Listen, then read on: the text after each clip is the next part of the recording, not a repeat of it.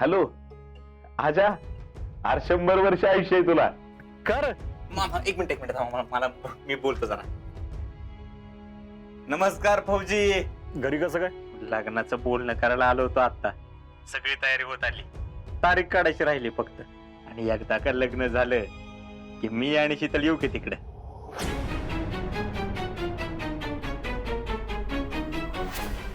म्हणजे मी आणि जयश्री, तुम्ही आणि शीतल, म्हणजे आम्ही दोघं तुम्ही दोघं संपूर्ण काश्मीर फिरू.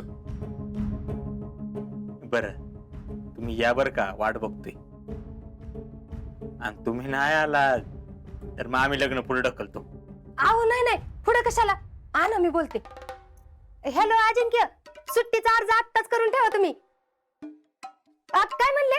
करून ठेवलाय वे? अगं बाई बरं झालं. आहो जयश्री बी तीच म्हणत होती, आता करून ठेवलाय म्हणल्यावर काय बरंच झालं बघा. अहो मामी ऐका, मी काश्मीर मध्ये असणार आहे, मला नाही मिळणार सुट्टी. काय म्हणताय? असं म्हणताय वे? चालतंय होय वे, आम्ही करतो बघा, तयारी करतो. हा या मग तुम्ही. हा ठेवा. तयारीला लागा म्हणले. वा आता एवढं तुम्ही सांगितलंय तर येतोच म्हणले बघा. वा, सगळं चांगलं झालं म्हणायचं. फक्त राहिला प्रश्न ते आमच्या घरच्या कामाचा. अहो कामाची काय सुद्धा काळजी करू नका तुम्ही. लग्नाची सगळी तयारी शीतल करेल की पुढे होऊन.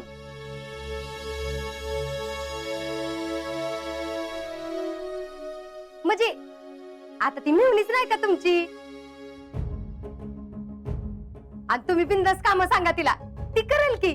काय ग शीतल, करशील ना?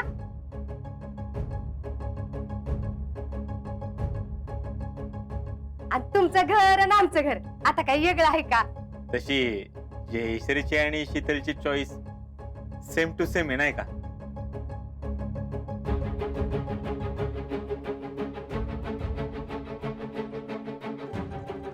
म्हणजे आवड निवड एकच आहे असं म्हणायचंय त्यांना.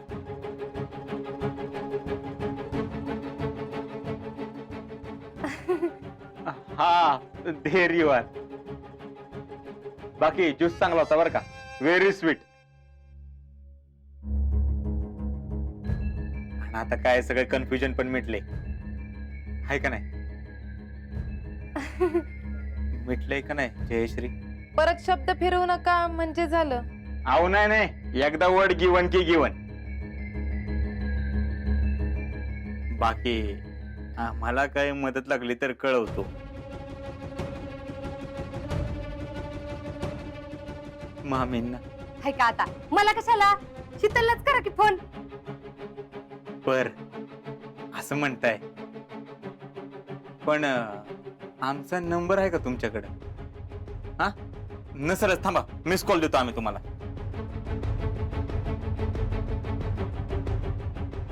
हा बघा बरं.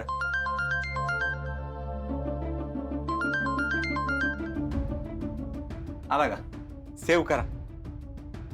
काय बरं नावानं सेव्ह करणार? हा आता मामी मगाशी म्हटल्या मिवणी.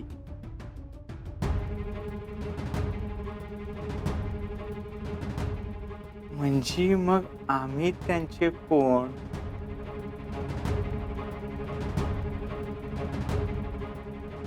दाजी. दाजी नावानं सेव्ह करा. दाजी. DAAJ.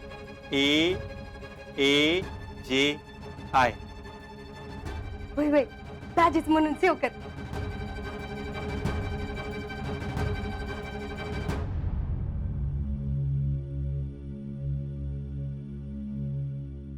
बरं ओके. येऊ का जीजे? येतो ग. असू दे असू दे. सुखी राहा.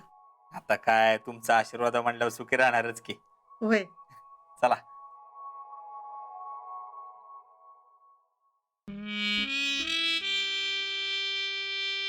शीतल, तुमची सगळी कामं सांभाळून आमच्याकडे मदतीला या. नाही काय आता हे पण घर तुमचंच आहे. हा, तुम्हाला पाहिजे तेव्हा केव्हा पण या, आमची काय हरकत नाही. येऊ का?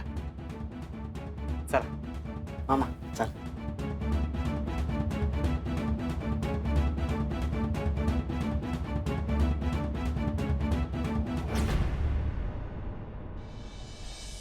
घरला असताना रोज पहाटे पहाटे मला स्वप्न पडायची, लढतानाची, बर्फातनं दुश्मनाचा पाठलाग करतानाची. आणि आता इथं एका पहाटे बसून हे जागा असताना जे स्वप्न बघतोय ना, ते लिहितोय. स्वप्न खरं होतं असं म्हणतात ना, ते हेच असेल. पण स्वप्नात पण बघितलं नाही एवढा बर्फ इथं आहे. नजर जाईल तिकडं पांढरा शुभ्र बर्फ. NCC, आर्मीत येण्यासाठी केलेली तयारी, ट्रेनिंग सेंटर, सगळीकडं आजवर मी जे काही शिकलो, जे काय ऐकलं, त्या सगळ्यापेक्षा इथं लईच वेगळं वाटतंय. खरा फौजी होणं काय असतं हे इथं बॉर्डरवर उभं राहून, डोळ्यात तेल घालून, पेट्रोलिंग केल्याशिवाय कोणालाच कळणार नाही. आजवर सह्याद्रीच्या कडेकापरीत लई फिरलो, गडकोट पालथी घातली, डोंगरातल्या पाय वाटा तुडवल्या. सह्याद्री किती जरी म्हणला ना तरी आपला वाटतो, ओळखीचा वाटतो. पण इथं तसं नाही. इथला निसर्ग तकवणार आहे. इथं कायम सतर्कच राहिलं पाहिजे, कायम काळजी घेतली पाहिजे. इथं वातावरण एका सेकंदात बदलतं. इथं आधी झुंज आहे ती निसर्गाशी आणि मग दुश्मनाशी. मला वाटतं की जरी मी माझं स्वप्न जगत असलो ना, तरी आजवर मी जे काही शिकलो, इथवर येण्यासाठी जी काय धडपड केली, त्या सगळ्याचा आता कस लागणार आहे.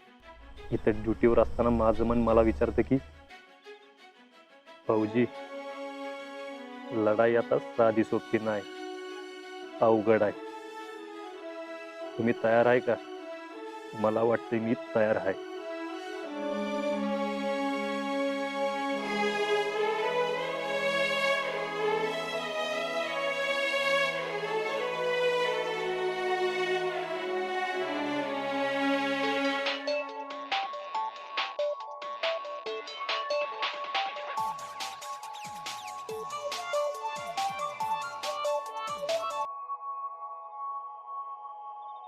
शितले, बरं कळतं का तुला? काय हो? हेच मी सजनी संघ बोलत होतो ते. हा मग कळणारच की. आता ती सवत आहे म्हणल्यावर तिच्यावर जरा जास्तच लक्ष दिलं पाहिजे नाही का? चॅप्टर आहेस की तू. चॅप्टर नाही, मिसेस फौजी आहे मी. मग काय सांगत होता सजनीला? तुला सांगू आता? कशाला सांगितलं की तिला. असं वय? बर, मग मी फोनच करत नाही, तिलाच सांगत जावा ना सगळं. मला कशाला? किती राग आहे नाही का नाकावर, है ना?